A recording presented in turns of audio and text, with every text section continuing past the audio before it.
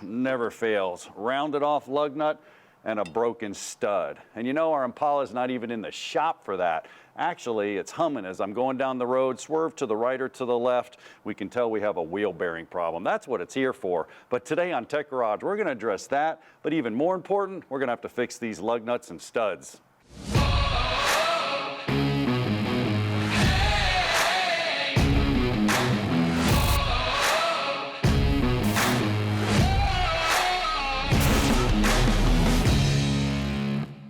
Welcome to Tech Garage, presented by RockAuto.com. Well, Dave, it never fails. A simple job turned into a nightmare, my friend. I cannot think of how many times, John, I've been in the driveway, want to get to something behind the wheel, and you end up stripping a lug nut or breaking a stud, and you're dead in the water. Yeah, you can't even go to the store, or you can't go anywhere. You're stuck. Yeah, invariably, it's the only vehicle I have, so I've got to get a ride, and a simple project turns into an all-day ordeal. Exactly, and we got ours off. We'll show you the secret a little bit later, how we got it off, but we got it off because we think we have a wheel bearing problem, and you know, we're gonna have to diagnose that as well, Dave. There's a couple of options going on here, but it's most likely the wheel bearing. Yeah, it could be suspension, it could be the wheel bearing, it could be a tire.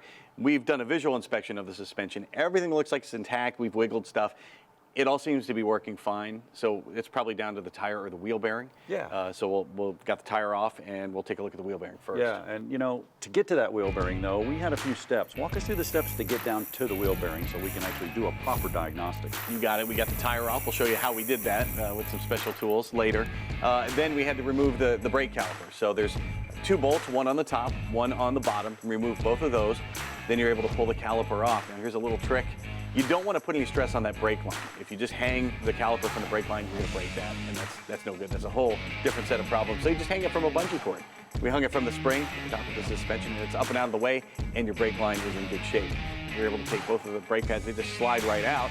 Then you need to go onto the back to remove the bracket, and there's just two more bolts to get the bracket off. Slide the bracket off, then time to remove the actual disc itself. Of course, I yanked on it a couple times, then I realized there's a Torx bolt holding it on there. So I grabbed the Torx bit and pulled that bolt right out, and we were able to slide the disc right off, and here we are. Well, there you go. Now, if you suspect a bearing problem, Dave, you can drive along in your car. Before you get to this point, you can actually swerve to the right or left. And what's going on there is you're shifting the weight of the car either onto the bearing or off of the bearing. So at least you can isolate it to a side. That's what we did. Another thing you can do too is you can actually change road surfaces. We do this a lot on Tech Garage because it's a pretty easy tip.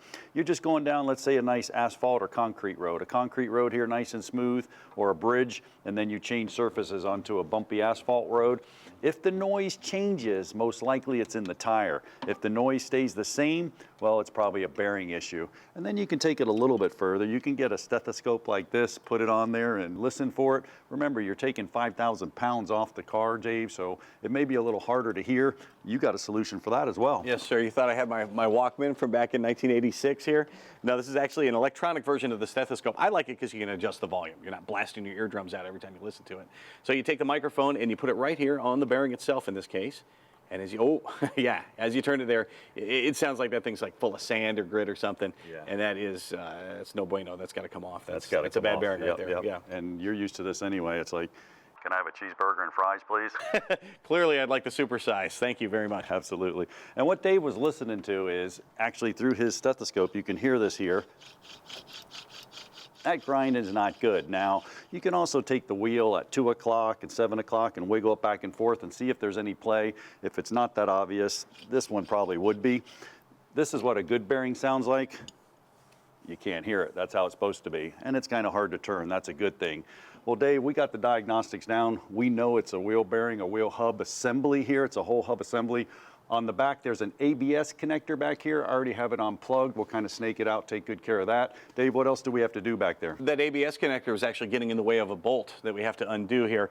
There's 3 on the back of the hub in this case. So you remove that one bolt already once you got the ABS connector out. And I've got 2 more bolts here. This one's the tricky one here, so we'll get that one out of the way first. It's hiding up here, and let me see if I can... That's exactly where it is. It's right here on the top, so if I turn that around, that's what he's actually up against. Here's the ABS connector right here.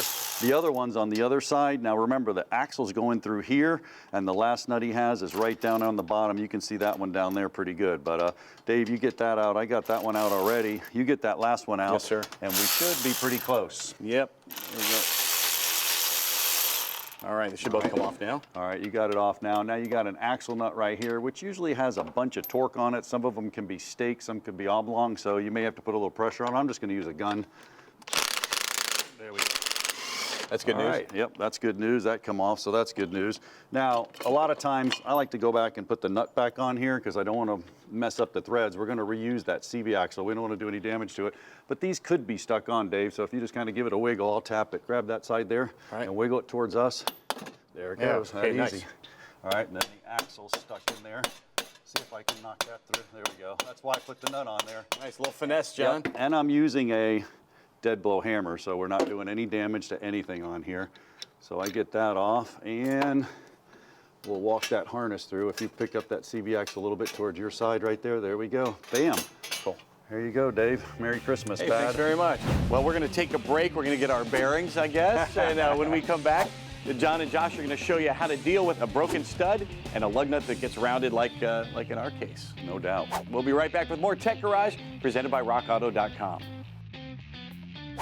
We hope you're enjoying this episode of Tech Garage. We do this every week, of course, and in between, we are all over social media, John. Yeah, we sure are. You can go to Masters Entertainment Group YouTube channel. They have seasons from 8 seasons. This is our 8th season, Dave. It's hard to believe. Yeah, there's 13 of them for every season, so you can get a whole college education there. Not to mention Facebook, Twitter. We're all over the place, man, and we're doing stuff all year long, so check us out. It's a great place to see our old shows, see what we're up to. It's also a great place to send us a comment or a complaint. If you've got a beef, staff members are standing by to answer your questions. Yeah, that's right. We're a show for the people. We love to hear from you. We don't want to do this without you, so write in. We love your comments, man.